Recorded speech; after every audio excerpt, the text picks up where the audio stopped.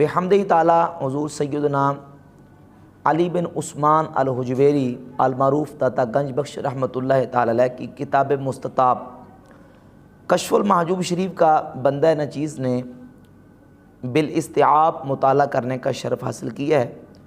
حضور سیدنا داتا صاحب رحمۃ اللہ کتاب پڑھنے کے بعد آپ کے عقائد و نظریات اور آپ کے معمولات اور آپ کی تعلیمات سے جو چیزیں بندہ نچیز نے اخذ کی ہیں، میں مختصر وقت میں طوالت سے اور تفصیل سے بچتے ہوئے آپ کا پیغام آپ کے محبین اور آپ کے نام لیوا اور آپ کے چاہنے والوں کے سامنے مختصر وقت میں انشاءاللہ پیش کرنے کی کوشش کروں گا۔ حضور داتا گنج بخش علی ولی رحمۃ اللہ علیہ نے اپنی کتاب کشف المحجوب شریف میں عقائد بھی بیان کیے ہیں اور اعمال کا ذکر بھی کیا ہے، اور آپ کی جو تعلیمات ہیں وہ قرآن مجید اور احادیث طیبات سے ہی ماخوذ ہیں۔ حضور سیدنا داتا صاحب رحمۃ اللہ علیہ نے کشف المحجوب شریف کا پہلا جو چیپٹر اور باب قائم کیا ہے، اس کا عنوان یہ ہے باب اثبات العلم، علم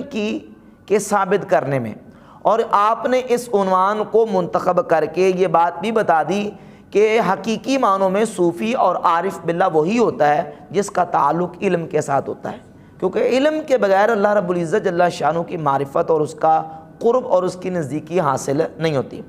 سیدنا داتا صاحب رحمۃ اللہ علیہ نے کتاب کشف المحجوب کو جب ترتیب دیا تو قرآن کریم کی تقریباً 69 صورتوں سے 233 آیات طیبات کوٹ کی ہیں تقریباً، اور 131 احادیث مبارکہ اور تقریباً 391 روایات لے کے آئے ہیں حضور سیدنا داتا صاحب رحمۃ اللہ علیہ، اور ان دلائل کی بنیاد پر اور ان قرآن و سنت اور احادیث سے آپ نے کتاب کو مرتب کیا ہے۔ پہلا باب اور عنوان قائم کیا ہے علم کے اس بات میں، علم کی فضیلت بیان کی، علماء کی فضیلت بیان کی، اور پھر علم کی قسمیں بیان کی، علم نافع کون سا ہے، علم دار کون سا ہے، اور علم حقیقت اور علم شریعت کے رکن کون کون سے، وہ ساری تفصیلات آپ نے بیان کی ہیں۔ اور پھر اسی علم کے عنوان کو قائم کر کے آپ نے لکھا ہے کہ کون سا علم سیکھنا ہے، کون سا علم نہیں سیکھنا، اور کن لوگوں کی صحبت میں بیٹھنا ہے اور کن لوگوں کی صحبت میں نہیں بیٹھنا۔ فرماتے ہیں 3 لوگوں کی صحبت سے بچ کے رہ، ان میں سے پہلے علماء غافلین، جو غافل علماء ہیں، جو آخرت سے اور عمل سے غافل ہیں، دنیا کے جال میں پھنسے ہوئے ہیں، دنیا کی محبت میں، دنیا داروں کی محبت میں ڈوبے ہوئے ہیں اور دنیا پرست بن چکے، ان کی صحبت سے بچ کے رہ، کیونکہ ان کی صحبت سے انسان کو فائدہ حاصل نہیں ہوتا۔ پوری تفصیل بیان کی ہے۔ اور پھر فرمایا کہ فقراء مداہنین، جو مداہن فقراء ہیں، یعنی جن کو دین اور شریعت اور اسلام کی غیرت نہیں ہے، اللہ رسول کے احکامات کی غیرت نہیں ہے، اپنی غیرت زیادہ ہے، اپنا جو ہے وہ فکر زیادہ ہے، اللہ رسول کے احکامات کی غیرت نہیں ہے اور ان کا لحاظ اور پاس نہیں کرتے، بے حس اور بے غیرت ہیں، ایسے فقیروں سے بچ کے رہو۔ اور تیسری وہ صنف ہے جن کے بارے میں فرمایا کہ وہ ہیں متصوفۃ الجاہلین، جاہل صوفیہ، جو اپنے آپ کو صوفی تو کہتے ہیں لیکن دین کا علم اور شریعت کا علم انہیں نہیں ہے، ایسے صوفیہ سے بچ کے رہو۔ تو یہ آپ کی تعلیمات ہیں، اور آپ نے یہ تعلیمات دے کر یہ بات ان لوگوں کے عقیدے پر ضرب کاری لگا دی جو علم کے ساتھ اور علماء کے ساتھ نفرت کرتے ہیں۔ تو داتا صاحب نے فرما دیا، بیان کر دیا کہ ان لوگوں کا دین کے ساتھ کوئی تعلق نہیں ہے جو علم اور شریعت کے احکامات سے نفرت کرنے والے ہیں۔ حضور سیدنا داتا صاحب رحمۃ اللہ علیہ نے اسی عنوان کے ضمن میں عقائد کا بیان بھی کیا اور یہ بتایا کہ ایک مسلمان کو اللہ رب العزت جل شانہ کے بارے میں کیا عقیدہ رکھنا چاہیے، اللہ کی ذات کے بارے میں، اللہ کی صفات کے بارے میں ایک مسلمان کا کیا عقیدہ ہونا چاہیے۔ اللہ کی ذات کے بارے میں یہ عقیدہ ہونا چاہیے کہ اللہ رب العزت جل شانہ خداوند تعالی موجود است اندر قدم ذات خود، کہ اللہ رب العزت کی ذات قدیم سے موجود ہے، ہمیشہ سے موجود ہے، اور فرماتے ہیں کہ بے حد و بے حدود است، اس کی کوئی حد نہیں ہے، وہ بے حد اور غیر محدود ہے، لا یحد، اس کی کوئی حد نہیں ہے،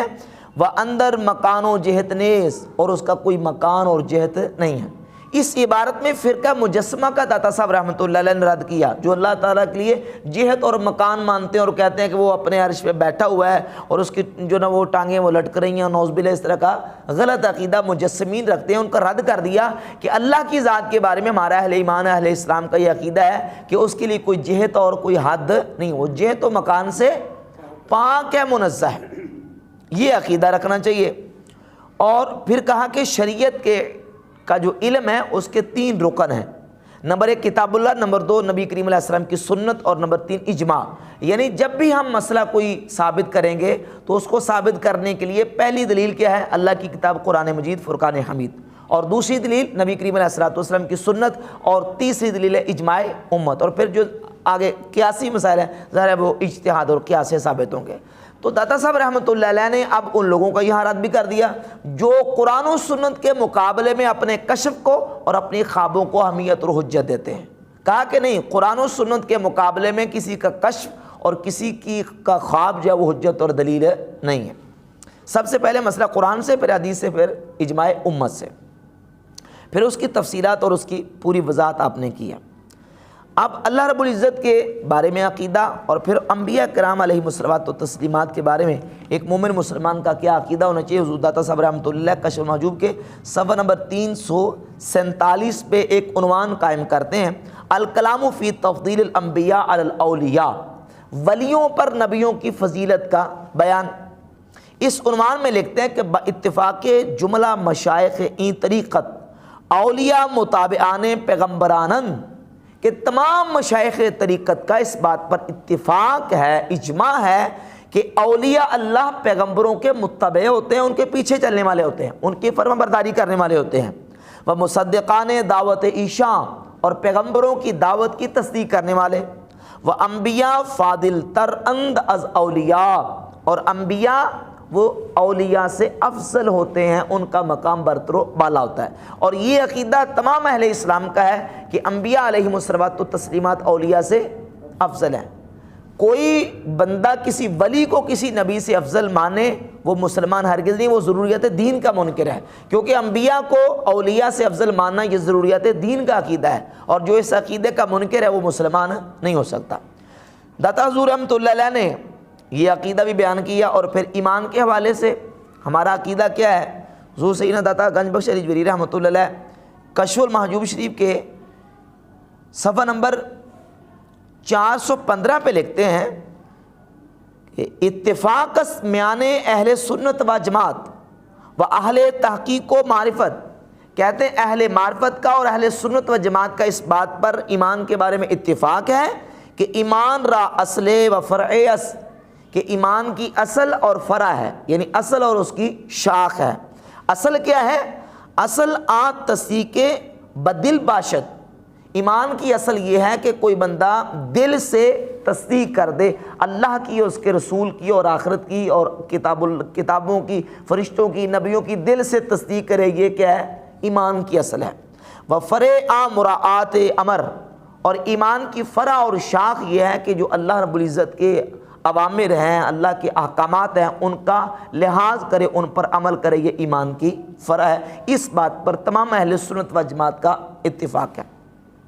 تیسرا نظریہ، چوتھا نظریہ حضور سیدنا داتا صاحب رحمۃ اللہ علیہ کا نبی کریم علیہ السلام کے صحابہ کرام علیہ رضوان کے حوالے سے۔ حضور سیدنا داتا صاحب رحمۃ اللہ علیہ نے جہاں ذکر کیا تو سب سے پہلے صحابہ کرام کا ذکر کیا، اور پھر اس کے بعد اہل بیت طہار علیہ رضوان کا ذکر کیا۔ سب سے پہلے سیدنا صدیق اکبر، فاروق اعظم، پھر عثمان غنی، پھر مولا علی کا، اور پھر اہل بیت میں سے سیدنا امام حسن مجتبیٰ، امام حسین رضی اللہ تعالیٰ عنہ، سیدنا امام زین العابدین، امام محمد باقر، اور امام جعفر صادق رضی اللہ تعالیٰ عنہ اجمعین، تمام کا ذکر خیر فرمایا۔ جب صحابہ کا ذکر کرنے لگے تو سب سے پہلے حضور سیدنا داتا صاحب رحمۃ اللہ علیہ نے سیدنا ابو بکر صدیق رضی اللہ تعالیٰ عنہ کا ذکر کیا، اور عقیدہ اہل سنت کے مطابق جو خلفائے راشدین ہیں، سب سے پہلے صدیق اکبر، پھر فاروق اعظم، پھر عثمان غنی، پھر مولا علی کا ذکر کیا۔ اور صدیق اکبر کے ذکر میں لکھتے ہیں منہم شیخ الاسلام و بعد از انبیاء بہترین انام، کہ تمام صحابہ میں سے شیخ الاسلام ابو بکر صدیق ہیں، و بعد از انبیاء بہترین انام، اور نبیوں کے بعد تمام مخلوق خدا میں سے بہترین اور افضل ترین ہستی اور شخصیت ابو بکر صدیق رضی اللہ تعالیٰ عنہ۔ صفحہ نمبر یہ 83 تھا، اور صفحہ نمبر 85 پہ لکھتے ہیں، اسی عنوان کے تحت لکھتے ہیں، بس صدیق اکبر رضی اللہ تعالیٰ عنہ مقدم ہما خلائقس از پس انبیاء، فرماتے ہیں صدیق اکبر نبیوں کے بعد تمام مخلوق خدا میں سے افضل ہیں،